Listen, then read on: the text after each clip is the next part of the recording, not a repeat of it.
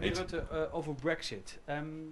U heeft het over de 4 vrijheden, de interne markt moet niet geschaad worden. Kunt u zo eenvoudig mogelijk proberen uit te leggen welke schade de interne markt dan kan oplopen volgens u door de plannen van mevrouw May? Dat zal ik in de meest algemene termen doen. Omdat alles wat ik daar in detail over zeg, ook weer de kans dat je er uiteindelijk met elkaar uitkomt verkleint. Maar bijvoorbeeld, een van de gedachten in het Chequers proposal is dat het VK onderdeel blijft van de interne markt voor goederen. Nou, de eerste vraag die dan opkomt is, wat is een interne markt voor goederen? En eigenlijk vooral de vraag, wat is een goed? Is deze iPhone, is dat een product of is dat een dienst?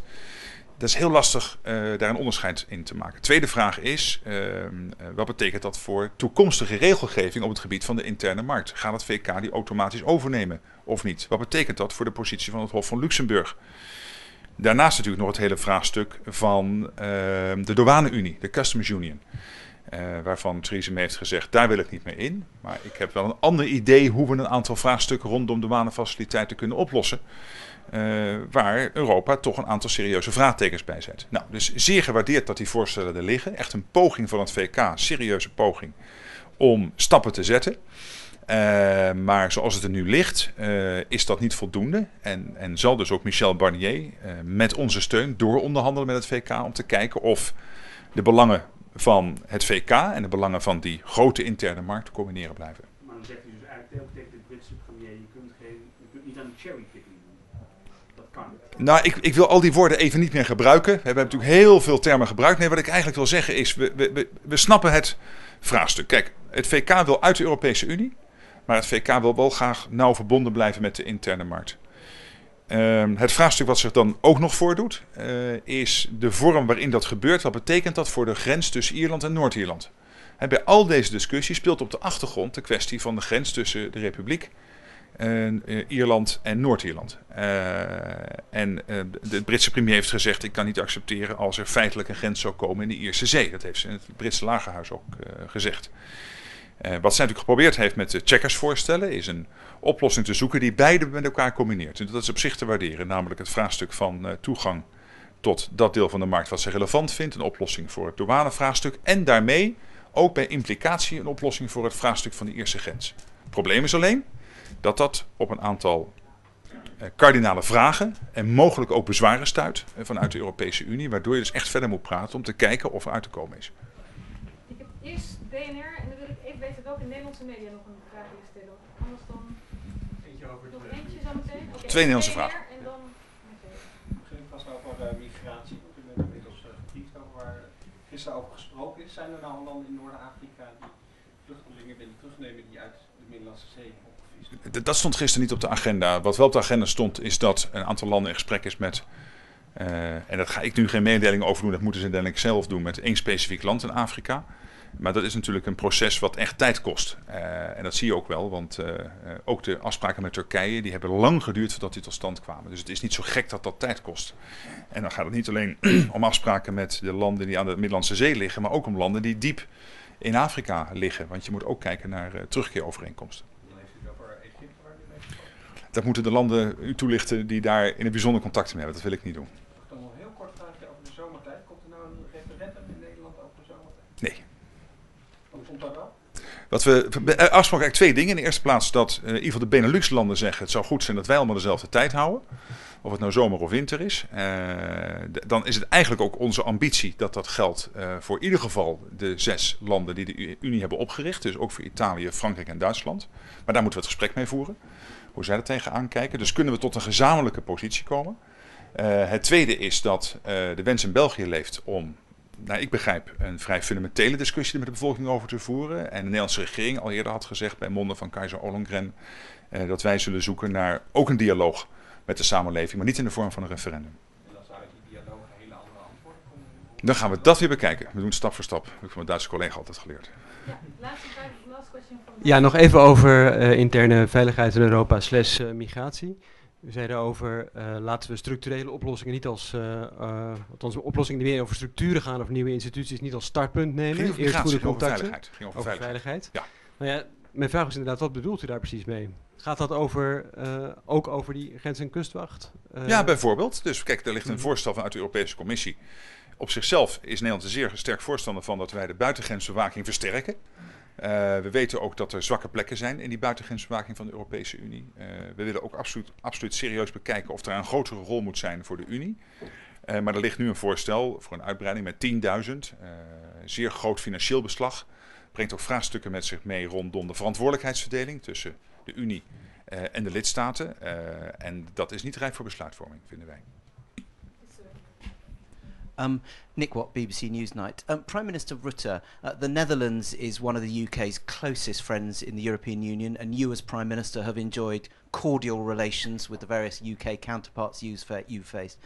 So, as an old friend of the UK, are you impressed that Theresa May took some big steps in Chequers, or are you exasperated that when it comes to the substance, the future trading relationship in Chequers, the Northern Ireland border, on those issues, are you exasperated that the UK's plans are not good enough and need to be reworked? Well, I acknowledge the fact that Theresa May is really trying to put some serious proposals on the table, and the Chequers proposal is a serious proposal in which she tries to combine a few aims in one go. First of all, access to the single market for goods. She wants to solve this issue of customs, and by implication, she's also trying to solve the issue of the border between the Republic and Northern Ireland. However, looking more into detail into these proposals, there are various questions, and even some cardinal questions, and even maybe some difficulties, which have to do with the integrity of the single market, to do with how the customs arrangements in the EU are organized, and the role of the Court of Luxembourg. I'm still optimistic that we can come to a joint position later this year. And the Chequers proposal in itself is helpful, but it's not the outcome. Prime Minister, Sky News. Did the unity of the EU 27 hold over your talks just now? There has been some hope in diplomatic circles in Britain that maybe you'd start to fray right now. And I wonder, we obtained a document that showed airports, in particular Schiphol Airport in your country, not ready for a no deal, transferring passengers, having to build massive new facilities. Isn't the truth that your country isn't ready if there's a no deal in 6 months' time? I think we have made more preparations for a no deal than the United Kingdom has. But there are, of course, many issues to be dealt with in a no deal scenario. Many issues. And we are dealing with them one by one, obviously aiming for not needing those solutions, because we want to come to a deal. But we have to organize for a no deal at the same time. That's absolutely clear. And this is, and one of the issues, of course, air transport. On your first question, the answer is no. There is no division. The unity of the 27 is holding, and I'm absolutely convinced that we will maintain collectively that position. And let me just briefly explain why. First of all, because we all want to have this strong relationship with the United Kingdom. 65 million people, a huge market, important trading relationship, and generally a crucial partner for all European countries. But at the same time, we want to maintain the integrity of the internal market of 420 million customers who will stay behind in the European Union after Brexit, which is the biggest, most successful trading bloc in world history. So we do not want to take decisions for the relationship with the 65 million, which might hurt the future of this trading bloc of 420 million. Can I just clarify? My Dutch isn't so good. Did you say that there was definitely going to be a November summit, a special summit? Has that been agreed and concretely agreed? No, what we have agreed is that we are aiming for results in October, but we have to entertain the option that there is so much on the table that we cannot finalize everything in October, and that's why we have penciled in the November summit. But the full emphasis on coming to an agreement will be on October. Thank you. Andy Bell, 5 News. Prime Minister, at the end of these 2 days, do you feel more confident of coming to an agreement? And if you do, can you point to anything concrete that would lead you to that conclusion? I do not feel more confident, but I'm also at the same time not less optimistic. So I have still the same position as when coming to Salzburg. So there's been no movement here at all? Well, not in my assessment of what I still think is achievable, which is a positive result for both the United Kingdom and the EU 27. And this was a useful 2 days, particularly lunch today. I think I was not there because of the King's Speech debate in the Dutch Parliament. But what I heard back from Theresa May's speech last night to my colleagues, I think this has all been useful to sketch out, to strategize for the next 6 weeks. Emma Ross Thomas from Bloomberg. We understand that that the EU has sort of redrafted its proposal on the Irish border backstop, but that isn't enough for the UK. Is there any scope for further concessions, for further redrafting from the EU side on that issue of the Irish backstop? Well, we are of course constantly negotiating, and Michel Barnier is doing that with Theresa May's government on behalf of the EU 27. And the guidelines on basis of which he is negotiating are very clear, which is that we want to prevent a hard border between the Republic and Northern Ireland, that we want to have as strong as possible relationship with the UK after Brexit, whilst at the same time maintaining the integrality and integrity of the arrangements on the EU 27. And in that context, you will constantly see that collectively the UK and the EU, through Michel Barnier, are looking for ways to combine all these different objectives. And if I would start to comment on every in-between step, I would only make it less likely that we will come to an outcome. I think I saw a final question there. Yeah. David Hughes from the Press Association. This morning, Viktor Orban from Hungary suggested that some of the EU wanted to punish the UK and that he was leading a group that was designed to make sure that that wasn't going to happen and there would be a fair Brexit.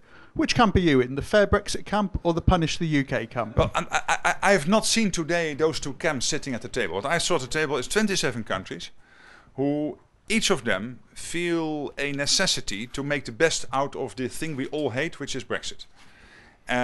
But this is now a given because of the decision on the UK side. And we all want to create the best possible outcome for both ourselves, the 420 million staying behind, but also for the UK and particularly for the relationship between the two. But this is not easy because of all the red lines which are part of the British political debate. So it's not easy. But I still think if we are all reasonable, that a solution is possible. So we will, from this very hot room, we will have a great weekend. Thank you. Bye-bye.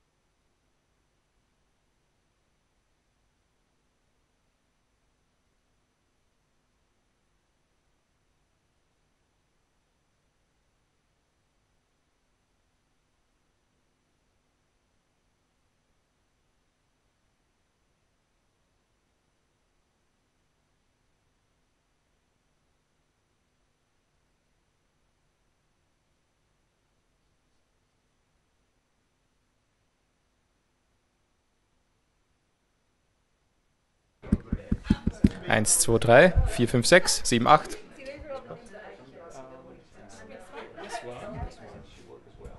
On. Yes, hallo. 1, 2, 3. We'll just leave it on. Thank you. I'm just going to put it here for now.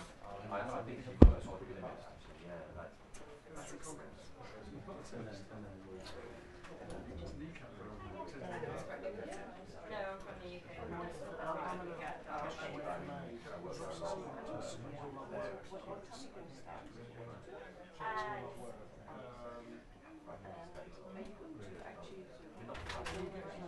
I mean, if you want, like, I could write them to. Yeah, so normally we'll just someone will hover around the mic and around. Yeah.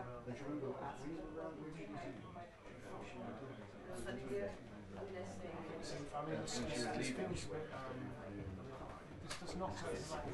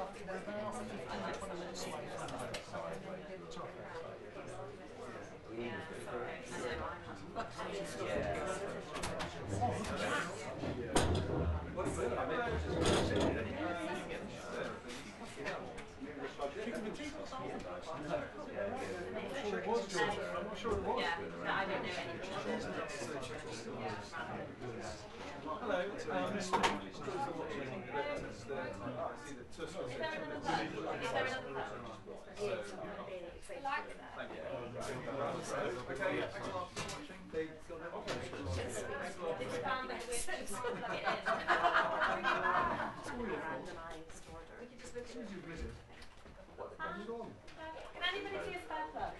If anyone wants to pass on. you had it just on 1 minute ago. Yeah, it got unplugged for the live. Is there something Will it stretch? Let's put it in the middle here. Yeah. Will that stretch?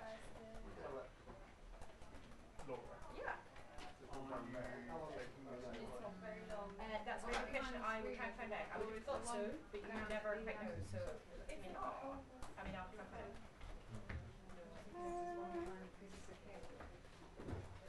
No. Should we just take the light off? Can we? Who told us to have the light on? Guys, we're not running in 15 minutes, so we want to pull the room down. Yeah, let's do it. Unplug it. We're not running 15 minutes. It will not work.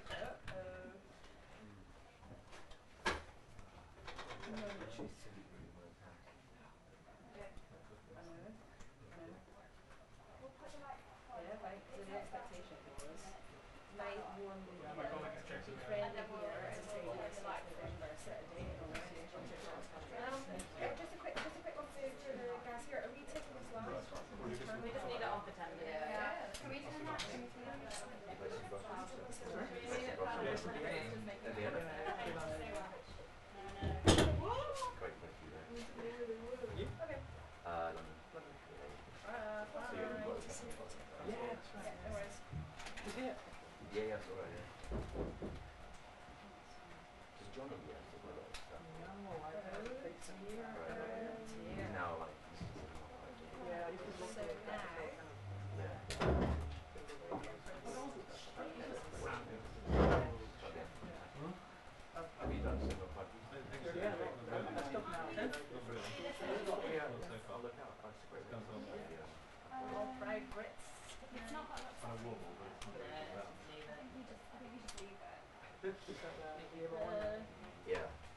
Anyone want some water? Come and stand in front. Anyone want some water? Some bottles like that. And how long do you think it's going to be roughly? Want some water? Yeah, great. But how long do you think? How long is it going to be? We're looking probably another 10 to 15 minutes. It's got these little spare battery. These little spare battery.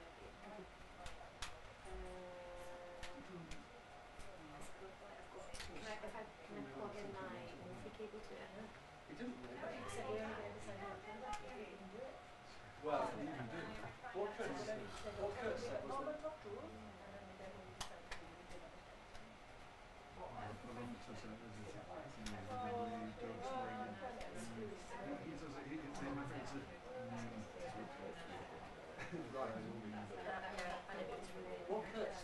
use October to finalise the negotiations, then in November we will put a final line under the negotiations. November was penciled in. Because he said that we're aiming for October, but maybe there's something on the table.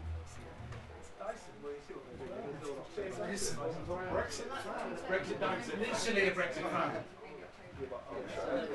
Brexit fan from a Brexit fan.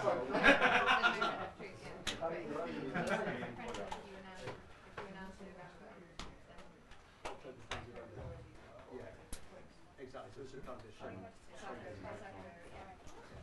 You stage manage a crisis in October and then... Hello. Is that on Matt? Whatever. Thank you, very good.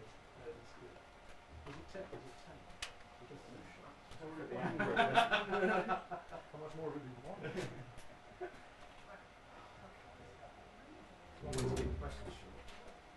Yeah.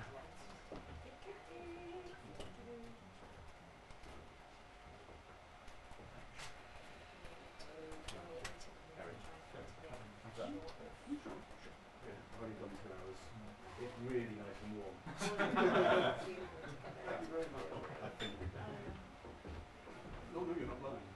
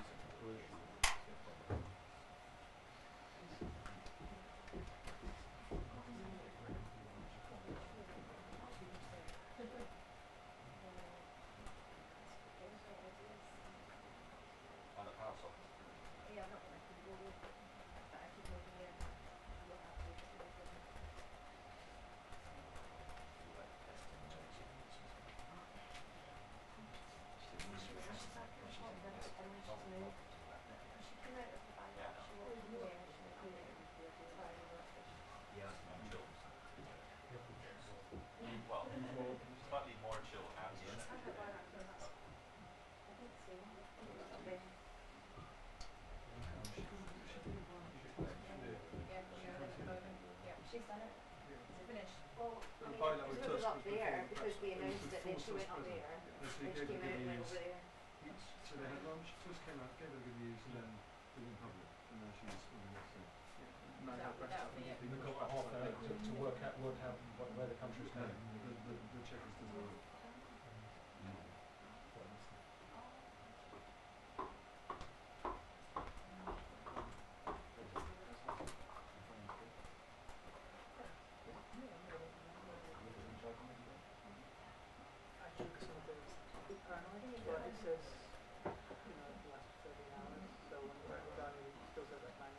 Without a clear, precise solution for Ireland and future relations, it's difficult to imagine how this is happening.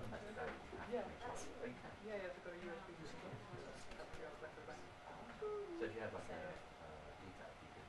I don't know if there's a default in USB. There is? Is it? Yeah. Let's see what the range is. It uses cell phone. Yeah, Wi-Fi. Wi-Fi. Reading Revolution against the French colonies.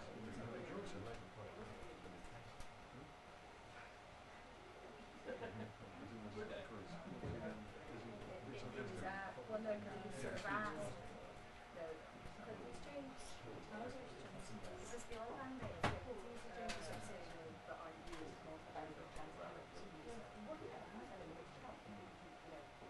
Leading questions.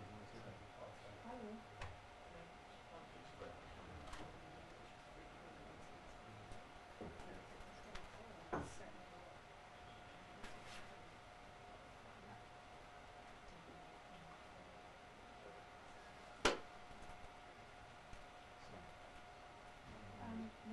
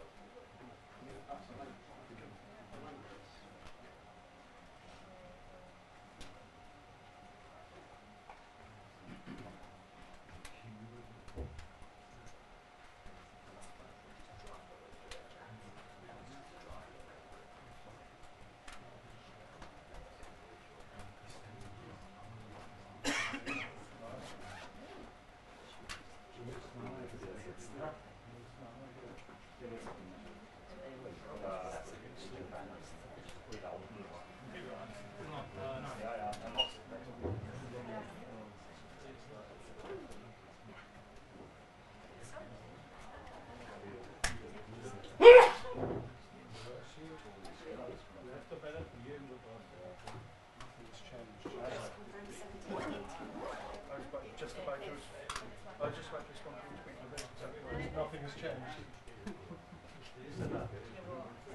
Someone on Twitter said she will not trade will say that nothing has changed. Presumably that's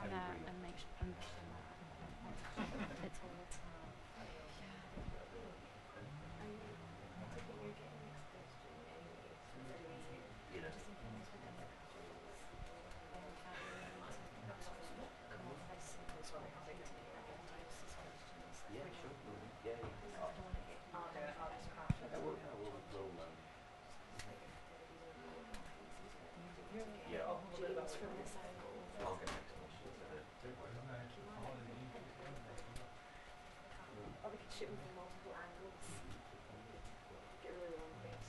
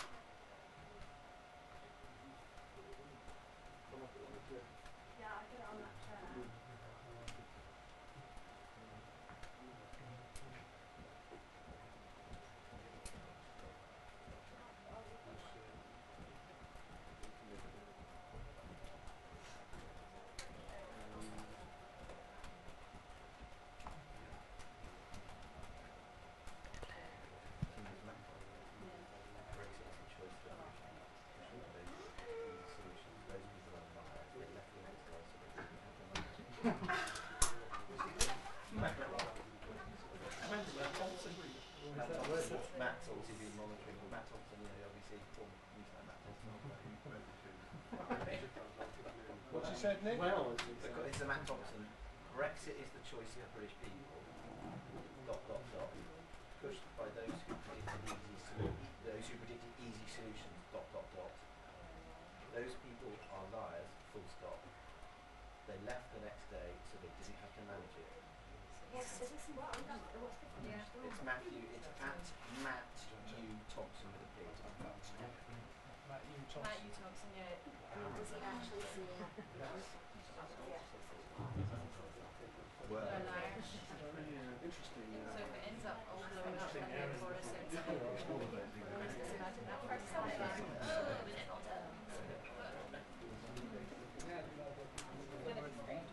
Yeah, exactly. Matt speaks French, right?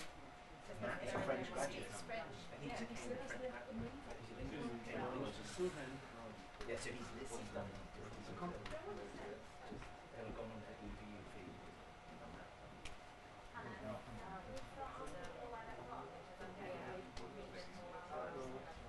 Matt's pretty like he's probably worked with us.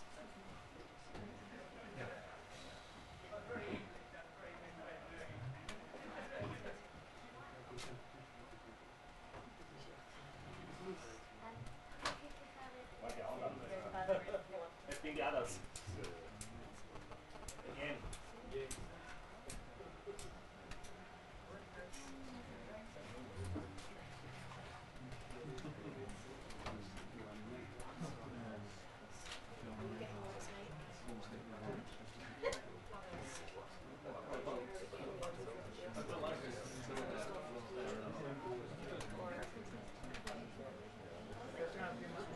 Are you getting that directly in there?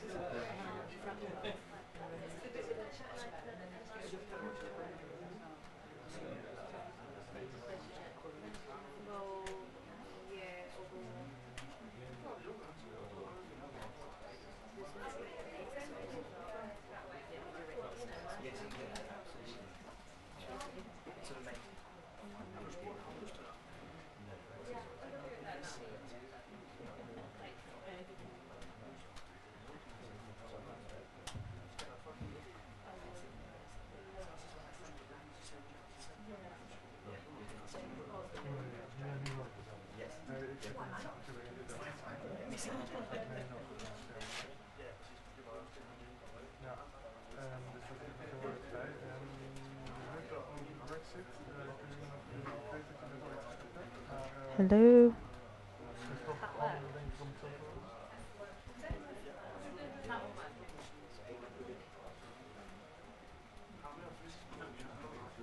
Hello.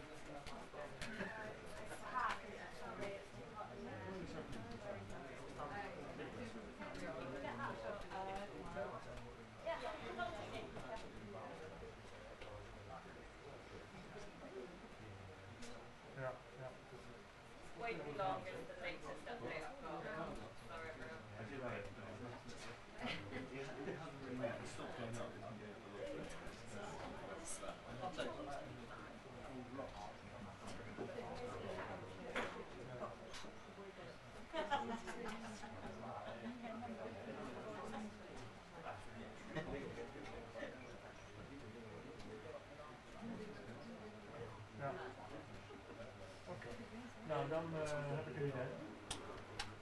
Ja, oké. Goed zo. Brexit Ja. is a royalty. Oh, okay. When it comes to Brexit, choose one thing. You usually say what you live without Europe are liars.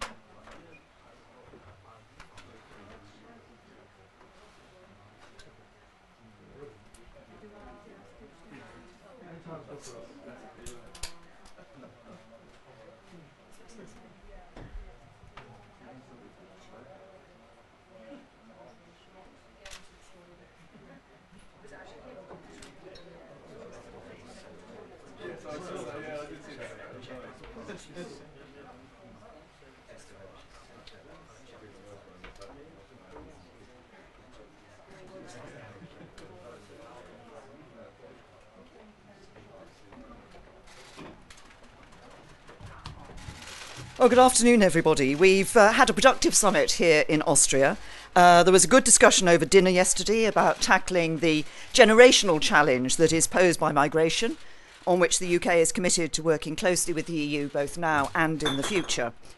And in particular, I spoke about what more could be done to eliminate people trafficking and the vile adverts that are being put online to lure migrants into making perilous journeys. And the UK will be at the forefront of efforts to ensure that social media can never be a platform for this appalling crime. We had a session this morning on internal security, where I gave an update on Salisbury. I thanked EU leaders for their strong response to this reckless and criminal act by two officers of the Russian GRU, and this sends a very strong message on our collective determination to defend the international rules-based system. This informal council has also been an opportunity to discuss our Chequers proposals directly with EU leaders. I've just had a frank bilateral meeting with President Tusk. He's confirmed the commitment of the other 27 member states to reaching a deal as soon as possible, but there are two key issues we need to resolve. We both agree there can be no withdrawal agreement without a legally operative backstop. But that backstop cannot divide the United Kingdom into two customs territories, and we will be bringing forward our own proposals shortly. On the economic partnership, there is no solution that will resolve the Northern Ireland border which is not based on the frictionless movement of goods. Our white paper remains the only serious and credible proposition on the table for achieving that objective. So there's a lot of hard work to be done, but if the political will is there on the other side, I'm confident we will reach a deal, and to do so is in the EU's interests as well as the UK's. Laura?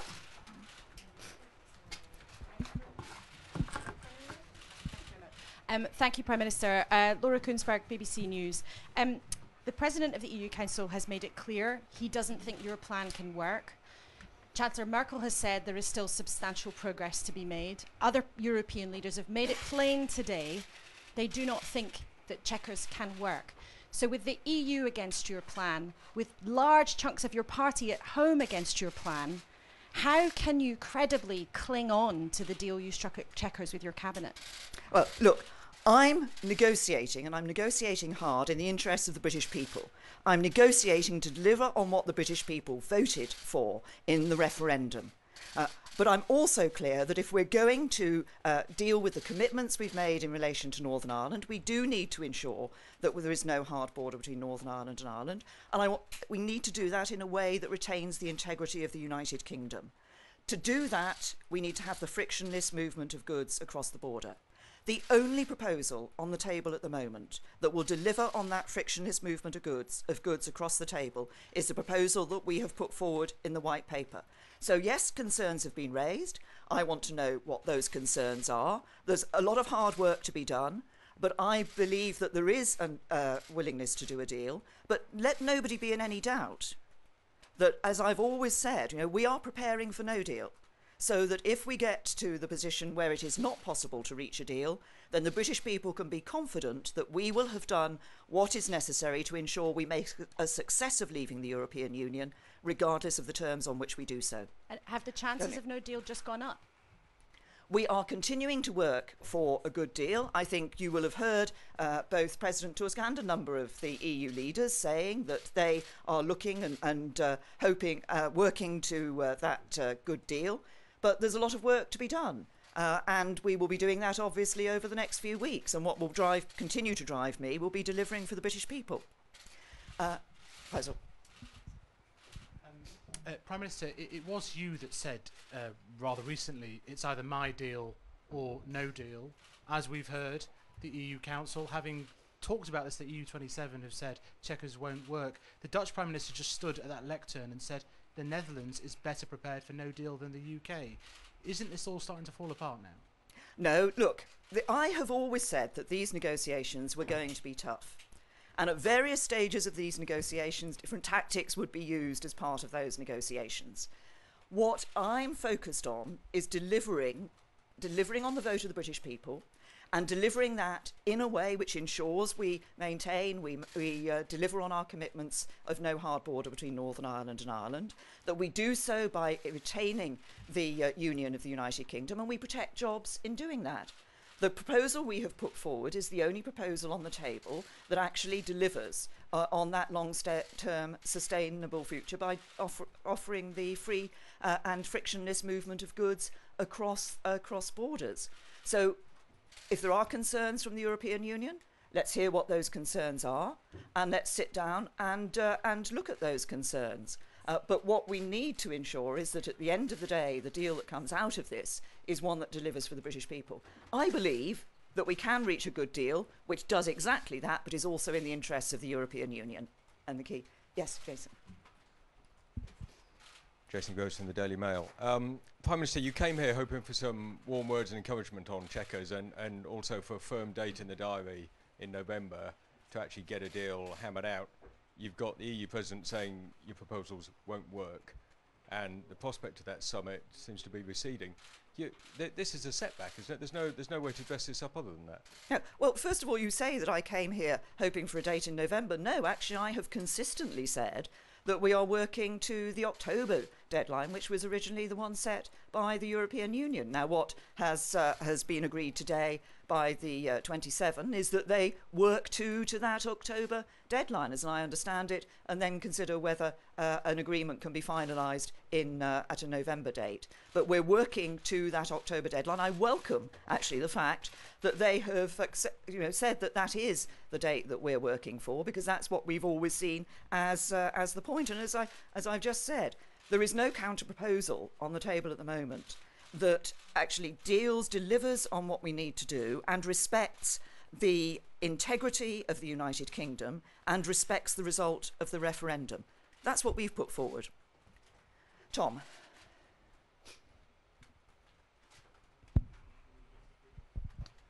Thank you, Prime Minister. You said your proposal is the only one on the table at the moment to continue with frictionless trade on goods. If the EU come forward with their own proposal that would continue frictionless movement of goods, would you be prepared to move away from Chequers? And second, may I ask, you said you don't want a new customs border down the Irish Sea. Is your new proposal a new regulatory border down the Irish Sea? Well, you'll see what our new proposal is, Tom, when we come forward with it. What I'm very clear about, and I have said consistently, is we need to ensure that nothing is done which effectively carves Northern Ireland away from the rest of the United Kingdom. And that's why I've raised the issue and objected to the Commission's original proposal in terms of what they said put forward, which would effectively have created a border down the Irish Sea. Now, as I've just said, if there are concerns about the proposal we've put forward for frictionless goods, let's actually understand what those concerns are. I understand reference has been made to the integrity of the single market. Actually, we looked at that. We recognise the need and the EU's desire to respect the integrity of the single market, and that's why we've put forward a proposal which we believe does exactly that. Mesa? Thank you, Prime Minister. Two EU leaders today have said that there should be a second referendum in the UK, and in fact the Prime Minister of Malta said that the EU were unanimous in wanting to see a second referendum. Do you think too many people in the EU are pinning their hopes on Britain changing its mind about Brexit? And do you think that the voices back home that are calling for a second referendum are undermining your push to get a deal? Well, I think that I want to make my position absolutely clear, which is that there will be no second referendum. The government will not accept a second referendum because there has been a vote of the people. It took place in June 2016, and people voted to leave the European Union. I think there is of course, you've heard those voices that talk about a second referendum from Europe that talk about a second referendum. Actually, others have, I think, now started to recognise perhaps rather more that this is going to happen. We are going to leave the European Union. So we will leave on the 29th of March 2019, and there will be no second referendum. We gave people their choice. People made their choice. It's the duty of me as Prime Minister, of the government, of politicians across the House of Commons to deliver on that vote. Last question, I'll take James. Prime Minister, do you wish now that last year you would never agreed to the principle of the Northern Ireland backstop, because it's caused you no end of trouble, hasn't it? No, I think it is absolutely essential for us as the United Kingdom government to recognise the needs of the people in Northern Ireland. The people in Northern Ireland want to be able to carry on their daily business and their daily lives and their daily business across that border with Ireland as they do today. I think it is absolutely a key part of these negotiations, as I've made very clear, that we deliver for the people of Northern Ireland. Because the deal that I'm working for is going to be a deal in the best interests of the people of the whole of the UK, England, Scotland, Wales and Northern Ireland. Even if that means no deal? If there is no agreement on a deal that is acceptable to the United Kingdom, then we're preparing for no deal. I believe we can get a good deal. I believe there is a growing desire to sit down and ensure that we can achieve a deal. I'm pleased that we're looking at that October deadline in order to be able to do that. But I'm also very clear that we need to... what I'm doing is negotiating to deliver for the people across the whole of the United Kingdom, and that includes the people of Northern Ireland. Thank you.